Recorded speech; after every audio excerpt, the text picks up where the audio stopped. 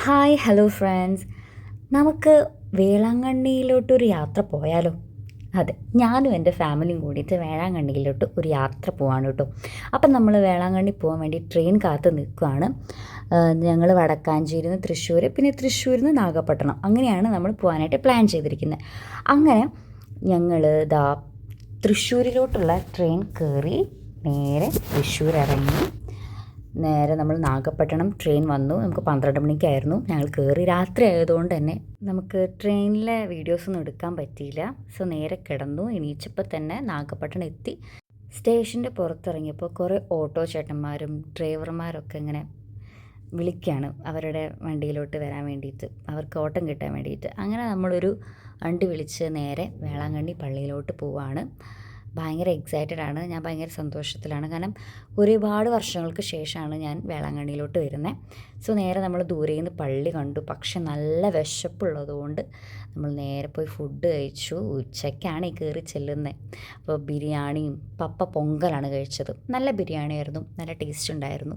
So നേരെ അങ്ങനെ നമ്മൾ എന്താ പറയുക, റൂമിലോട്ട് പോവാണ്, ഒന്ന് ഫ്രഷൊക്കെ ആയിട്ട് പള്ളിയിലോട്ട് പോകാൻ വേണ്ടിയിട്ട്. അങ്ങനെ ഫ്രഷായി നേരെ നമ്മൾ പള്ളികളിലോട്ട് പോവാണ്. നല്ല വെയിലുണ്ട്, നല്ല നട്ടപ്പാറ വെയിലുണ്ട്. ഞാൻ ഗ്ലാസ്സൊക്കെ വെച്ചിരിക്കുന്നത് ഷോ കാണിക്കാനല്ല കേട്ടോ, പ്രൊട്ടക്ഷന് വേണ്ടിയിട്ടാണ്. സോ നമ്മളങ്ങനെ പള്ളിയിലോട്ട് കയറി മാതാവിനെ കണ്ടു. ഇന്ന് നോക്കിക്കേ, എന്ത് സുന്ദരിയായിട്ടാണ് മാതാവ് ഇരിക്കുന്നത് അല്ലേ? എത്ര പേരാ മാതാവിനെ കാണാൻ വേണ്ടി വന്നിരിക്കുന്നത്.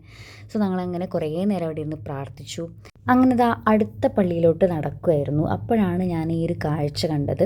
കുറേ പേര് നിയോഗങ്ങളൊക്കെ വെച്ച് മുട്ടിലഴഞ്ഞ് അത്രയും ദൂരം നടക്കുന്ന യാത്രയാണ് ഞാൻ കണ്ടത് കേട്ടോ.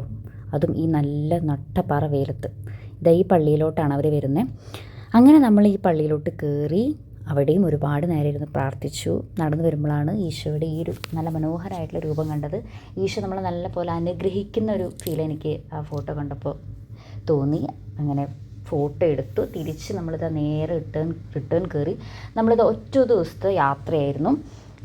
ശനിയാഴ്ച രാത്രി പോയിട്ട് തിങ്കളാഴ്ച പുലർച്ചെ എത്തുന്ന രീതിക്കായിരുന്നു നമ്മൾ പോയത്. അതങ്ങനെ നമ്മൾ വടക്കാഞ്ചേരി എത്തി. നേരെ വണ്ടി കയറി വീട്ടിലോട്ട് അങ്ങ് പോയി. അപ്പോൾ അത്രയേ ഉള്ളൂ. Bye friends.